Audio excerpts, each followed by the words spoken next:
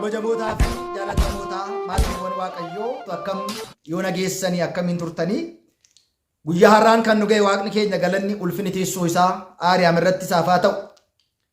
Yeroo darbee baay'ina firii lakkooftuu fi maaliif akka barbaachisu jalqaba ilaalleerra jecha. Har'a immoo haala fayyadama lakkooftuu kana faayidaa guddaa waan qabuuf seexana yookiin hafuura hamaa qaama keenya keessa jiraachuu isaa kan itti adda baasnu waan ta'eedhaaf akkaataa fayyadama isaa waliitiin laallaa. Warreen haaraa ta'an amma sabiskiraayibii, sheerii fi laayikii godhaa walii dabarsaati. Chaanaaliin kun biyyaansi yoo xiqqaate waggaa 2 ol kan ture gaafa ta'u naannaa 1,100 qofaadha kan namni sabiskiraayibii godhe. Maaliif namoota baay'ee bira qaqqabu akka inni hin dandeenye, namoonni baay'ee maaliif barachuu akka hin barbaanne ani hin beeku waan ta'eedhaaf rakkoon namoota ammas hafuura hamaa, hafuura matatii, haaromsa matatii waan ta'eedhaaf kanaaf jabinaatiin, ciminaatiin meeshaa isaa guuttannee ittiin ofirraa qolachuu waan barbaachisuudhaaf egaa guyyaa har'aa kana fireensaa 41 isinii jedheera. Fannoo ofirraa qaba, kirriinsaa immoo kirrii jabaata ta'uu qaba. Egaa inni jalqaba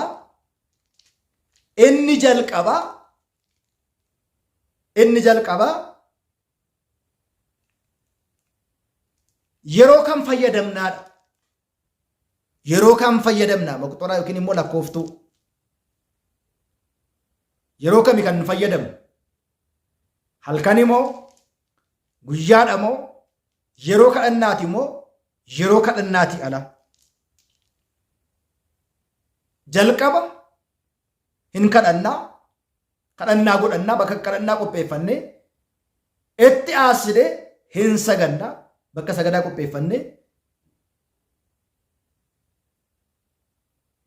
sanaatiin booda akkuma kadhannaa xumurreen booda bakka jirru macheef dhaabanneetu kadhannaa ol kaanee dhaabanneet sanaatiin booda bifa kanaatiin xuwaafii irraas qopheessuu dandeenya. Xuwaafii irraas wanta nuti osoo namni hafe gosti lakkooftuu sibiilarraa abbooliin keenya kan ittiin mudhii hidhatan naannaa gadaamii kan jiraatan kan qophaa'u jira. Xuwaafii fo'anii akka funyootti kan qopheessan jiru. Inni sadaffaan immoo bifa kanaatiin kan qophaa'u jecha. Bifa kanaatiin kan qophaa'u.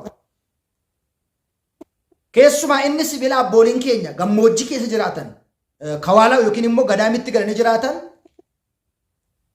isa sibiilaa fayyadamu mudhii hidhatu jabinaafis hin ta'aa fi ittiinis immoo qaama isaanii keessa hafuura hamaan akka galee isaan hin qorre kan ittiin godhanidha. Sanaaf kadhannaa godhannee sagannee ergaa xumurreen booda bifa kanaatiin bifa mirgaatiin akka keenya qaban. Hafuurri hamaa kun eessa qaama keenya keessaa eessa jiraachuu danda'a? Keessuma bakkeewwan gurguddoo 5 qaama keenya keessa jiraachuu danda'a. Innis addara, ijarra, saggoora, keessumaa qaamota miiraa, ija, gurra, arraba, harka, luka, sammuu adda kanarra ta'a yeroo baay'ee. Eessa inni akka jiru adda baasuudhaaf as jira waan jennee beektu akka illee hin jiru jecha. Kanaaf egaa maal gochuu qabna? Irra qophoofneen booda kutaa arfaffaa keessatti maal jecha akka ittiin bakka isaa sana sirriitti rukunnu waliin laallaa. Inni guddaan garuu amma keessumaa dugda keenyarra seeraatiin sirriitti rukutuudhaan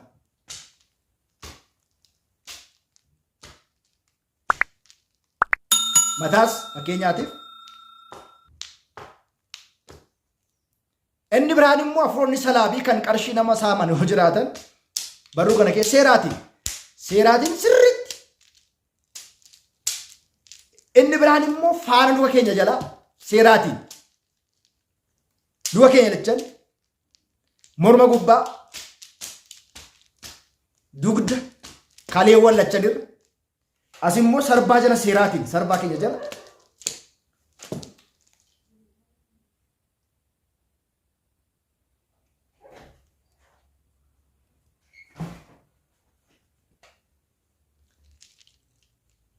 bakkeewwan amma isinitti mukan adda baasuun baay'ee barbaachisaa fi baay'ee muraasa. Bakkeewwan amma isin agarsiise kana dugda kutuudhaan yeroo baay'ee kan nu rakkisu dugda kutuudhaan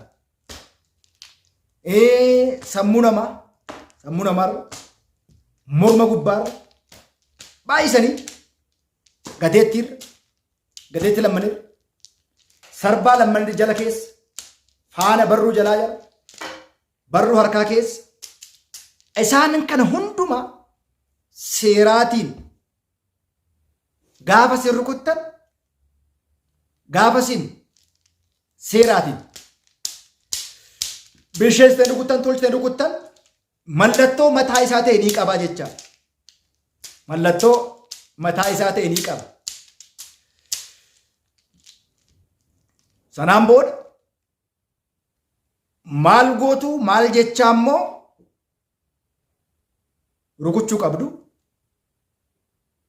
Afurri hamaan xinqolaa keessa keenya jiraachuu isaa immoo maaliin adda baasna kan jedhu immoo kutaa arfaffaa keessatti waliitiin ilaalla. Barnoonni kun yoo isinii tole waliif dabarsaa.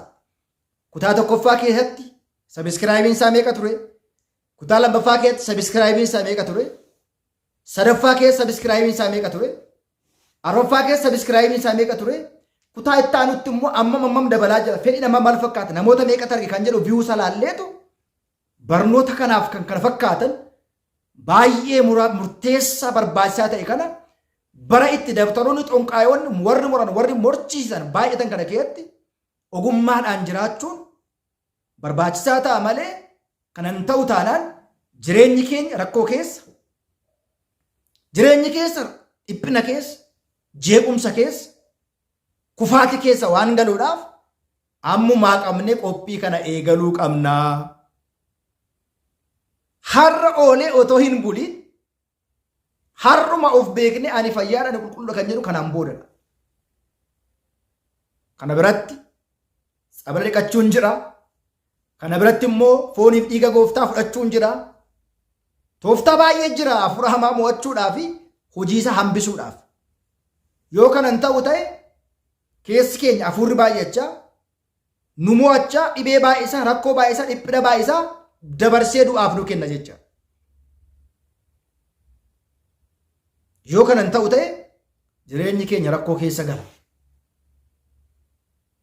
Waan ta'eef har'umaa qabnee itti qophoofnee boriftaan maatii keenyas fira keenyas gorsinee barumsa kanaan yoo danda'ame ofitti fayyisna.